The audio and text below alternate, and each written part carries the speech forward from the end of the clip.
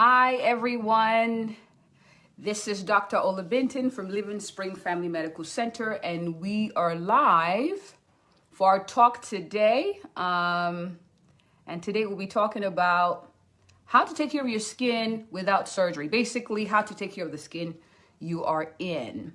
And all right, let me just make sure our guests. So while we're waiting for our guests to join, for those of you who may not know me, I'm Dr. Tolulope Olabintan of Livingspring Family Medical Center, where we pride ourselves in helping our patients live long and well.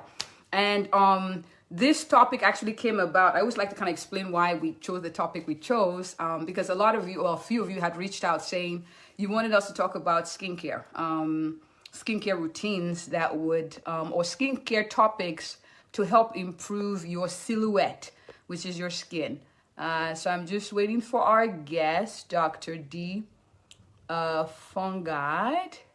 And as soon as she pops up on here, I will add her on. So, as a family physician, one of the things I get to emphasize is preventive care. So meaning, what can you do to prevent yourself from getting sick? What can you do to avoid damage to your body, to your organs?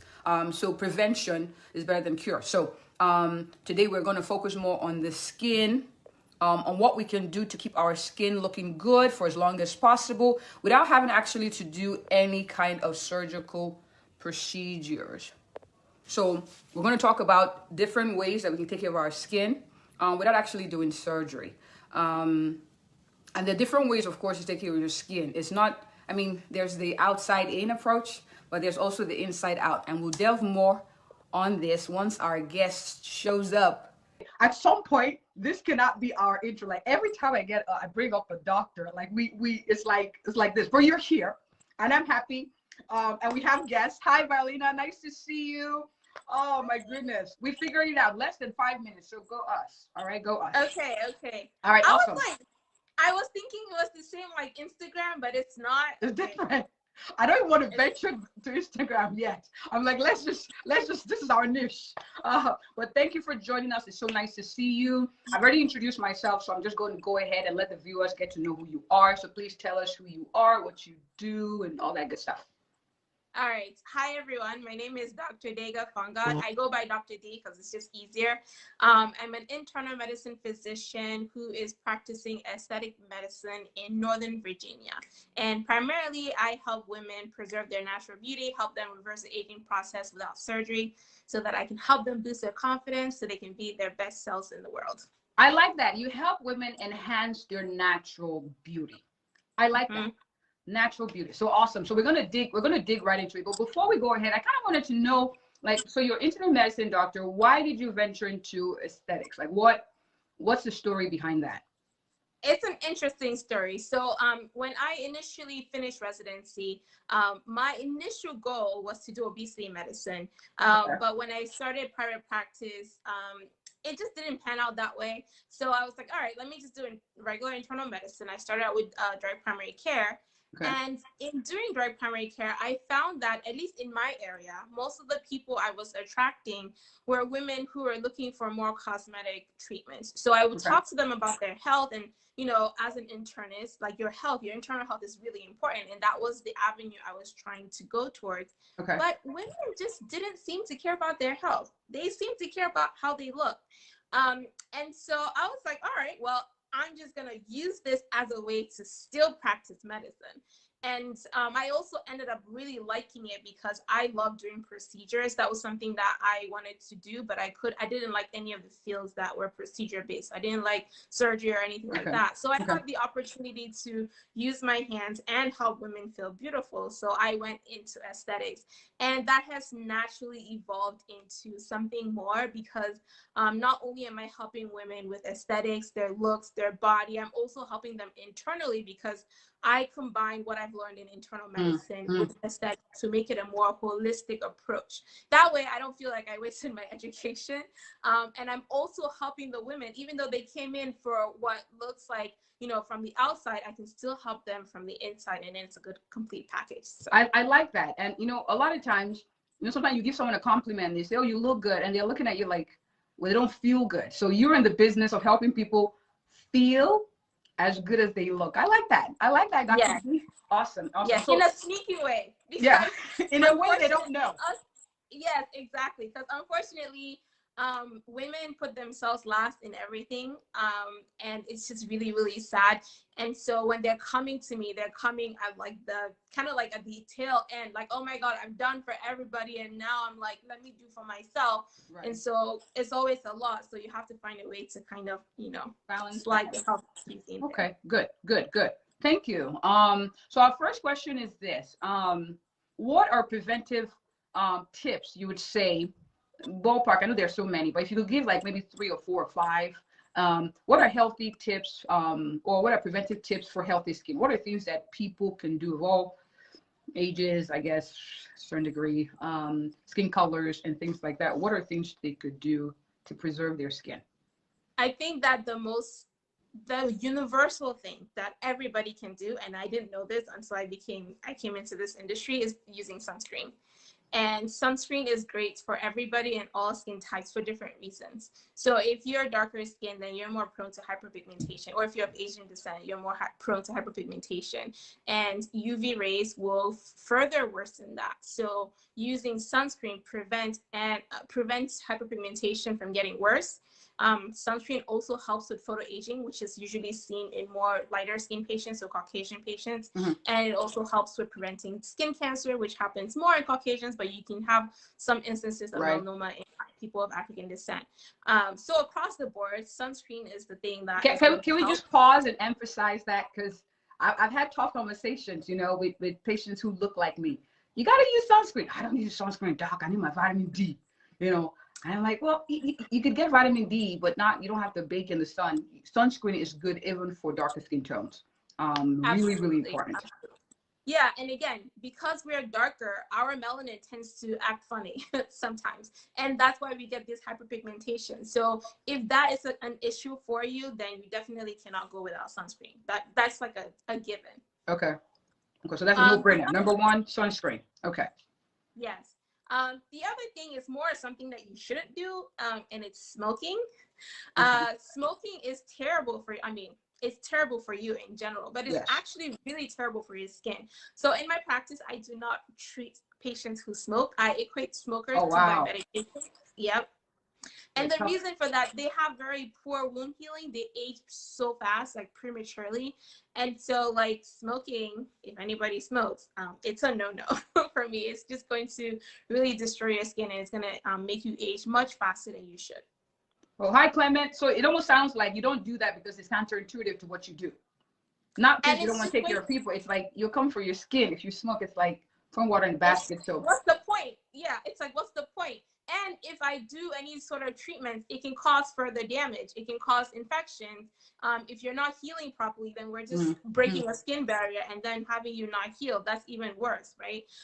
So for a lot of these chronic smokers, it's usually, they're very limited in the type of procedures that they can get done. So as a, you know, just don't smoke, okay? Okay, number 2, okay. Okay, other things that I think people shouldn't do, and this is in the skincare realm, is the use of scrubs on your face. Now, when you go to the store, you see all these scrubs. I don't know why. There's a soft one and the really abrasive ones, you know, different textures. Terrible. They break your skin, right?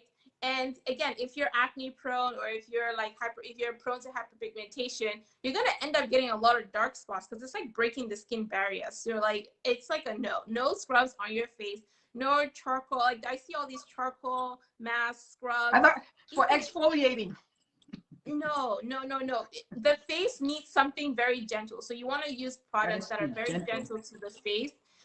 Because again, if you're using things that are very harsh, your skin is going to cause inflammation in your skin, and inflammation in the skin or anywhere in the body is going to cause a lot of problems. So you don't want to add any sort of inflammation to the skin. And I wanted to emphasize something. The texture or the depth of your skin, on the skin on your face, is very different than the one on the sole of your feet or even the rest of your body. It's very delicate. So you cannot use the same consistency as far as sponge you scrub or you shower. It can't be too aggressive with the face. Okay. And that also goes to what you use to clean your face. You cannot use body soap on your face. No. Oh. Okay. It's budget friendly. No, But I agree with you. Again, same concept, right? The body soap tends to be much harsher on your face than it is on your body.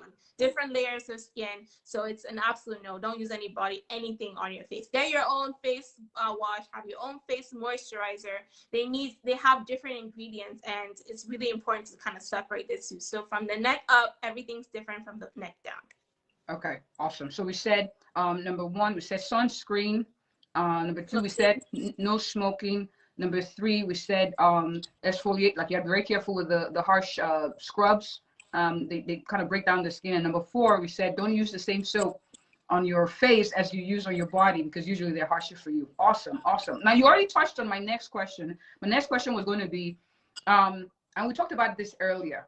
How do you take care of your skin? We're talking now from the outside in. Now smoking, of course, would be the inside out. But how else can we take care of our skin from the inside out? What are things, you know, granted, allergies aside, of course, if you're allergic to, but, you know, we know smoking is one of them, but there allergies to food aside, you know, people react, you know, breakouts and things like that. But what are things that you shouldn't do on the inside, or you should do for your insides to protect your outside? So one of the biggest things for a lot of people is the use of dairy. So dairy products, for some reason, tends to promote a lot of inflammation, and that can cause acne in so many different people. This is adult acne, this is teenage acne, this is any time of the year acne. So using dairy is just not the best thing. So for a lot of patients, we ask them to avoid dairy. Okay.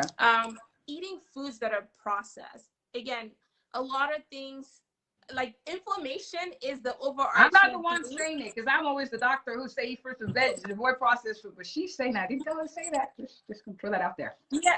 I mean, so like, it just think all our problems in medicine, for the most part, has to do with inflammation, right? Yep. And the skin is no different. So if you're eating processed foods that are going to be pro-inflammatory and can lead to all of these inflammatory disorders, they're going to affect your skin. Your skin is going to look dull. Your skin is you're going to end up getting acne. And also, it really doesn't help in terms of anti-aging properties. So you want to make sure that you're hydrating properly. You want to make sure you're eating fruits and vegetables. And you want to make sure that you're eating, if you're eating carbohydrates, for example, as natural foods as possible, and just eliminate, obviously, the processed foods. Like, that's really, really big.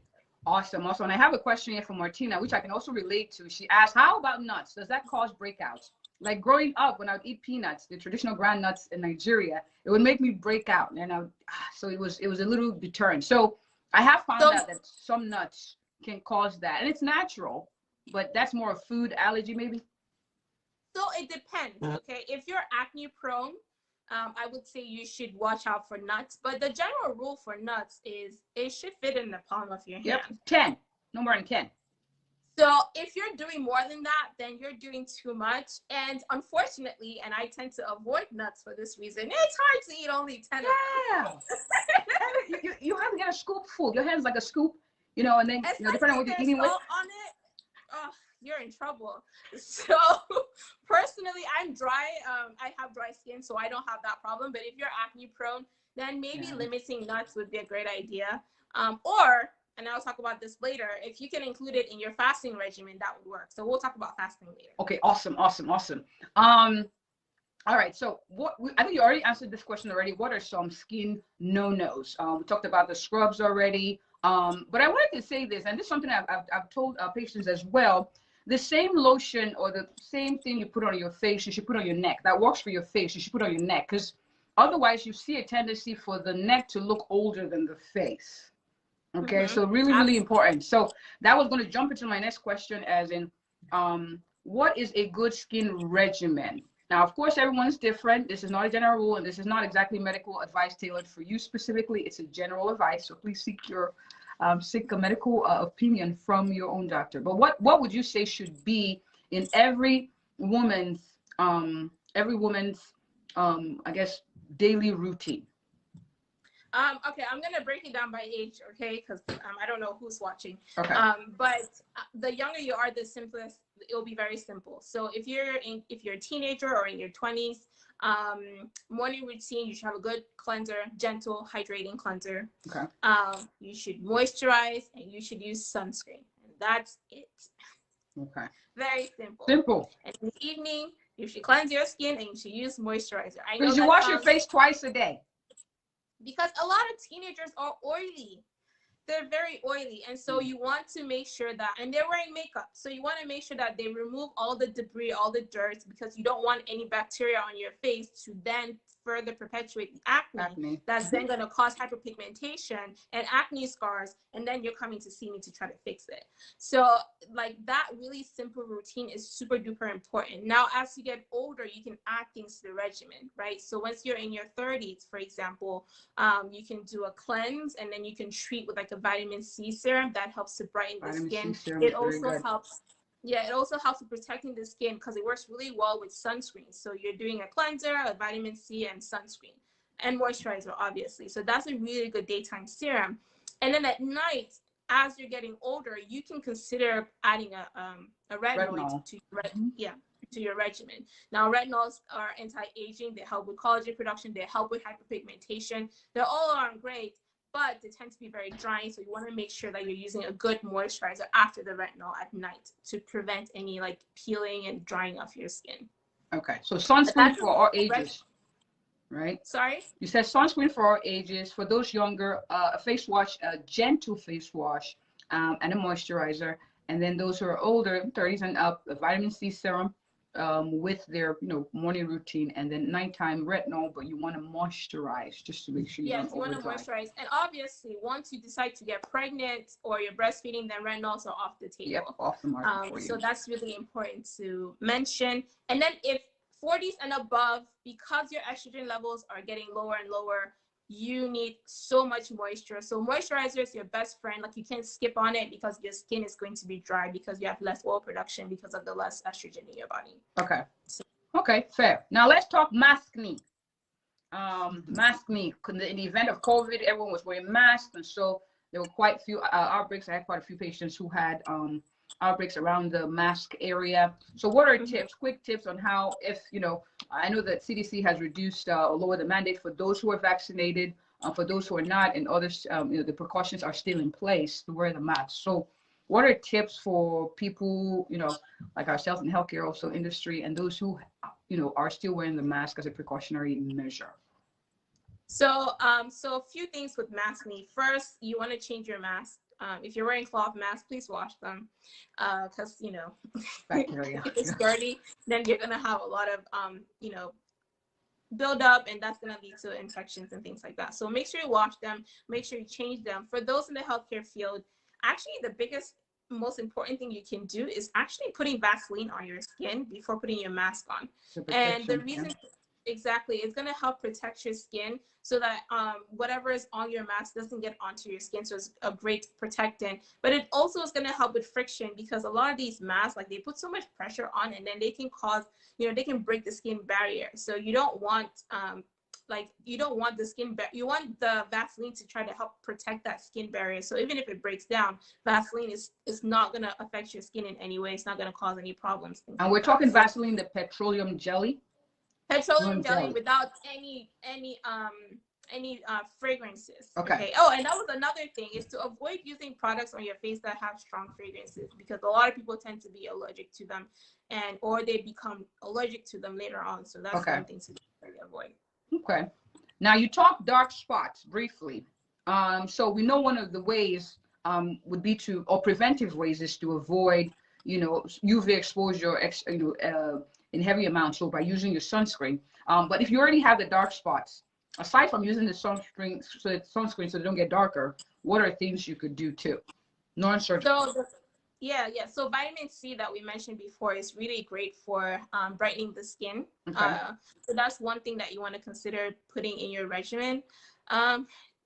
Over-the-counter hydroquinone usually would be something you could consider, but I think they're banning it now, so you're gonna have to get that over from a physician.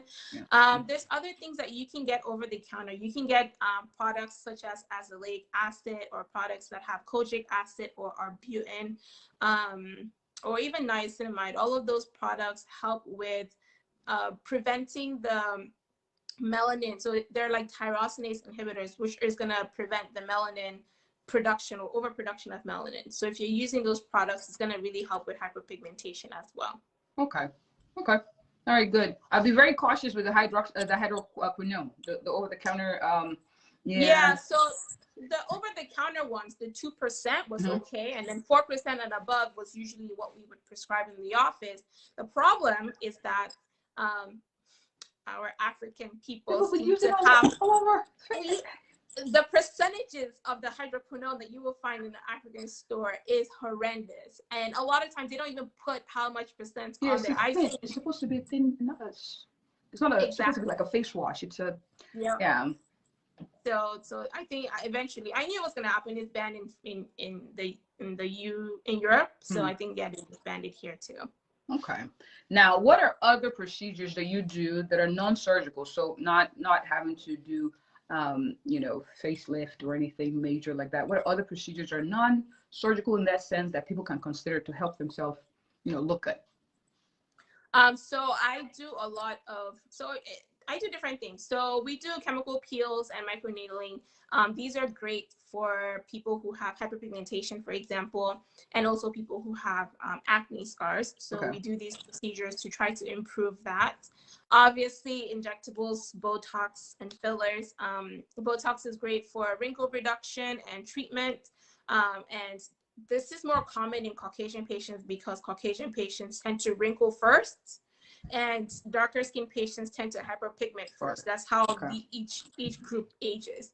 And so it doesn't mean that Black people are not going to wrinkle. Right. They're just going to wrinkle much later in life because when you look at their epidermis, it just tends to be thicker and they have more collagen and more elasticity. So they just age much slower. Okay. is the thing. So yeah, so we do Botox treatments, derma fillers we do for everybody because especially darker patients, most of them come for derma fillers because if you lose weight, you tend to lose fat on your face and that can mess up the structure of your face. As you're getting older, you lose volume on your face and no matter what. So you might want to try to put that just to kind of keep everything the way it was. Okay. Exactly, taut. Not too much where you start to look like a Kardashian, but just enough to look like yourself. And then if you lose a lot of weight, we do skin tightening treatments as well. You could do laser treatments. I love doing laser treatments, laser hair removal specifically, because I find that a lot of women have hormonally driven hair on their face, and it's really difficult for them to find lasers or people who are really familiar with how to manage these conditions. So those are some of the things that. Okay, awesome. You were mentioning fasting. Can you speak on that? I'm a little curious as to how that ties into skincare. Okay, so like I said earlier, inflammation plays a huge role in disease processes. Okay. And so what I found, and this is something that I do a lot with my patients, is that with intermittent fasting, so intermittent fasting is basically picking a window of eating and then the rest of the window you're fasting. So during that time frame when you're not eating, your body is going to be healing other parts of yourself, right? And so what I find is that when a lot of patients are intermittent fasting, let's say I put a lot of my acne patients, for example, on fasting protocols, their skin tends to improve because their body isn't breaking down all the food in their system. So its job is now to go to your body and say, oh, where do we need to repair? Whatever area do we need to repair in terms of the damage that could be done? So, so fasting is really, really good for inflammation. And so that helps with acne. But fasting also plays a role in anti-aging because it helps with reducing the telomerase. Okay. So telomeres are basically kind of like caps on our DNA, right? Yeah, yeah. And so I guess shoulders get older. I remember. Exactly. So if you can do intermittent fasting and decrease that enzyme that's going to break down your telomeres, that's going to help you age slower. So intermittent fasting is really important in the anti-aging space. And so it's something that I've practiced for years, and I try to encourage a lot of my patients to do it. There really isn't too much of a downside as long as you're giving them good instructions. And the return is that they have beautiful skin. They lose weight. It helps with so many different things. So it's one of those staples in my practice. I mean, the skin is why they come in, but they get multiple other things just by, you know, cutting the amount of food, and especially pro-inflammatory foods. Exactly. Water. I emphasize this a lot. Water is very, very, very, very, very, very good for your skin. And also for weight loss too. Can you speak to that so that way it's not just coming from me? The water is good for skin. I mean, what am I gonna say? 70% of your body is water, okay? And people always forget that your skin and your hair and your nails get the last amount of nutrients from anything, from anywhere, right? So you want to really make sure you're hydrating, because your skin is gonna be the last thing that gets the water from your skin. Yep. So if you're not drinking enough water, your skin's going to be dry. It's gonna crack, and then it's gonna lead to infections. It's gonna lead to wrinkles. Like, just drink water, please. And if you don't know how much to drink, I always tell patients, just make sure that your urine is clear. Then it's not golden yellow. That is key. That is key. Oh wow, awesome, awesome. You answered a lot of questions. You've been very helpful today, Dr. D. But I want to let my viewers know, where can they find you? Where can people find you to get more information? To maybe if they're in the Virginia area, pop in and see you for a treatment or two, or a couple. Where can they find you?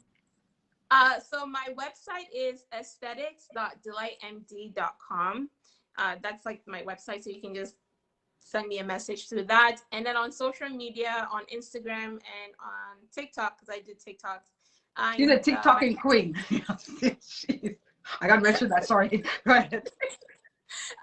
And my TikTok handle is Dr. DMD, and also on YouTube, because I'm building that channel as well. All right. And what I'll do is after the live, I typically would put all that information about you on there so people can reach out to you directly. Thank you so much for coming. I'm honored to have you on this space. And for everyone who's watching, I think Yinka was on here. Hi, Yinka. And I also saw Dr. Una was on here too. So hi everyone. Thank you for stopping by. Do me a favor, please share this with people who you know will find it useful. You could tag people to it. You could like it. You could share it. It's permitted. And if you know anyone who's looking for an awesome family physician in the Texas area who is passionate, thorough, and cares about her patient, I am she. All right. It was a pleasure. Thank you guys for being here. Dee, I'll talk to you on the flip side. Thank you so much.